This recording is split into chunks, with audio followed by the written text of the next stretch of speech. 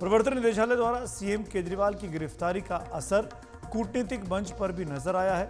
कुछ बड़े देशों ने भारत के अंदरूनी और न्यायिक मामले पर टिप्पणी की है।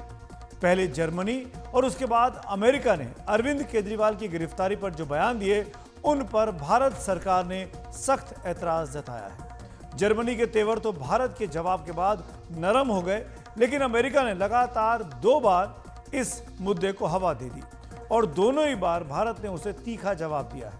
अमेरिकी विदेश मंत्रालय ने पहली बार बीते मंगलवार को कहा था कि वो अरविंद केजरीवाल की गिरफ्तारी पर निगाह रखे हुए है और भारत के जेल में बंद आपके नेता के लिए निष्पक्ष और समयबद्ध कानूनी प्रक्रिया सुनिश्चित करे। भारत ने अमेरिका की इस पहली प्रतिक्रिया का तुरंत जवाब दिया। इस सिलसिले में भारत में अमेरिका के दूतावास की एक वरिष्ठ राजनयिक acting deputy chief of mission Gloria Berbena को विदेश मंत्रालय में तलब किया गया। भारत ने अमेरिकी प्रतिक्रिया को गैर जरूरी और अनुमानों पर आधारित बताया। विदेश मंत्रालय ने कहा कि इस तरह की टिप्पणियां हमारी न्यायिक प्रक्रिया में दखल है और न्यायपालिका की स्वतंत्रता को कम करके आंकती है। भारत की कानूनी प्रक्रिया एक स्वतंत्र न्यायपालिका पर आधारित है जो निष्पक्ष और समयबद्ध नतीजों के लिए प्रतिबद्ध है। अमेरिकी राजनयिक को तलब किए जाने के बाद जब पत्रकारों ने अमेरिकी विदेश मंत्रालय के प्रवक्ता मैथ्यू मिलर के सामने यह मुद्दा उठाया, भारत की प्रतिक्रिया का जिक्र किया, तो उन्होंने एक बार फिर वैसा ही बयान दिया जिस पर भारत ने सख्त ऐतराज जताया था। मैथ्यू मिलर ने इस बार कहा कि हम अरविंद केजरीवाल की गिरफ्तारी समेत इन कार्रवाइयों को करीब से देख रहे हैं। हमें कांग्रेस के आरोपों की भी जानकारी है कि टैक्स अथॉरिटी ने उनके बैंक अकाउंट इस तरह फ्रीज कर दिए हैं कि इससे आने वाले चुनाव में उसके सामने चुनाव प्रचार एक चुनौती बन गया है। हम ऐसे हर मामले की निष्पक्ष, पारदर्शी और समयबद्ध कानूनी प्रक्रिया का अपनाए जाने को बढ़ावा देते हैं।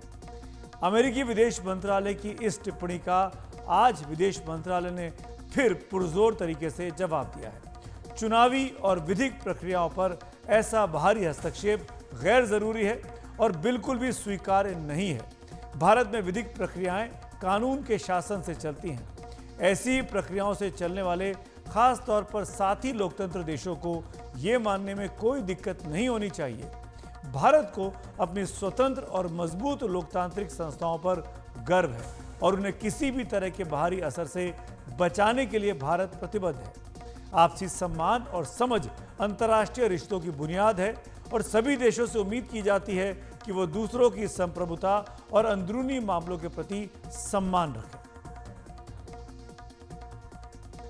As you know that we've already, yesterday India had lodged its strong objection and protest with the senior official from the US Embassy with regard to the comments made by the US State Department.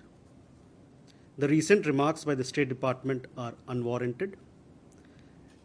Any such external imputation on our electoral and legal processes is completely unacceptable. India is proud of its independent and robust democratic institutions. We are committed to protect them from any form of undue external influences. Bharat America दोनों अच्छे दोस्त बन चुके हैं, लेकिन इस मुद्दे पर अमेरिका की टिप्पणी ने भारत का जायका निश्चित ही खराब किया है। क्या दोनों मुल्कों की दोस्ती पर इस मुद्दे और बयानबाजी का कोई विपरीत असर पड़ सकता है? इस अहम मुद्दे पर ज्यादा जानकारी के लिए आइए बात करते हैं सामरिक और विदेश मामलों के जानकार ब्रह्म चलानी जी से। बहुत बहुत शुक्रिया वक्त निकालने के लिए, ब्रह्मा साहब से बात करने के लिए। पहला सवाल तो यही, क्या आप मानते हैं कि अमेरिका और उससे पहले जर्मनी ने जो बयान दिए भारत के अंदरूनी हालात के बारे में, हमारी न्यायिक प्रणाली के बारे में, वो गैर जरूरी दखलंदाजी है? बात यह है कि जो म्यूचुअल रिस्पेक्ट होना चाहिए अमेरिका और भारत के बीच में या जर्मनी और भारत के बीच में, वो म्यूचुअल रिस्पेक्ट नहीं है। तो इस वजह पहले जर्मनी ने और फिर अमेरिका ने भारत को एक लेक्चर देने की कोशिश की है। ये इशू है क्योंकि इंटरनल अफेयर या क्या दूसरा कोई इशू आप कह सकते हैं, मगर जो असली इशू है कि भारत को, भारत की डेमोक्रेसी के बारे में भारत को लेक्चर देना उचित नहीं था, क्योंकि आप देखिए अमेरिका में करीब 40% लोग मानते हैं कि बाइडेन एडमिनिस्ट्रेशन ने जस्टिस सिस्टम को वेपनाइज किया है पॉलिटिकल अपोनेंट्स के खिलाफ। भारत में मोस्ट इंडियंस का ये ओपिनियन है कि भारत के जो लीगल प्रोसेसेस हैं वो काफ़ी मजबूत हैं। भारत में ये प्रॉब्लम है कि जो लीगल प्रोसेस हैं बहुत ही लंबे चलते हैं और कोर्ट्स ओवरबर्डन्ड हैं, मगर जस्टिस मिलना पॉसिबल है भारत में। और जुडिशरी एक सबसे स्ट्रॉन्ग पिलर है भारत की डेमोक्रेसी का। अब उसके बारे में उस पर एस्पर्शंस कास्ट करना, जैसे बाइडेन एडमिनिस्ट्रेशन ने कोशिश की, ये ना केवल डिसरिस्पेक्टफुल है, ये ऑल्सो कॉन्ट्री टू फैक्ट्स है। तो उसके जवाब में जो स्ट्रॉन्ग स्टेटमेंट आया भारत की सरकार से, वो काफ़ी ज़रूरी स्टेटमेंट था। तो सवाल मेरा अगला आपसे यही है चलानी साहब कि जर्मनी को तो भारत ने दो टूक जवाब दे दिया और अब अमेरिका को भी एक नहीं दो बार सीधा जवाब दिया गया। क्या आपको लगता है कि इसका असर भारत अमेरिका के कूटनीतिक संबंधों पर पड़ेगा जो काफ़ी नाजुक दौर में है? भारत के लिए काफ़ी अहम होगी क्या ये पूरी घटनाक्रम? ये जो मुद्दा है ये ब्रॉडर कॉन्टेक्स्ट में देखना चाहिए। जब से बाइडेन सत्ता में आए तब से उनकी सरकार की कोशिश रही है कि भारत को लेक्चर दे, भारत को प्रेशर करें।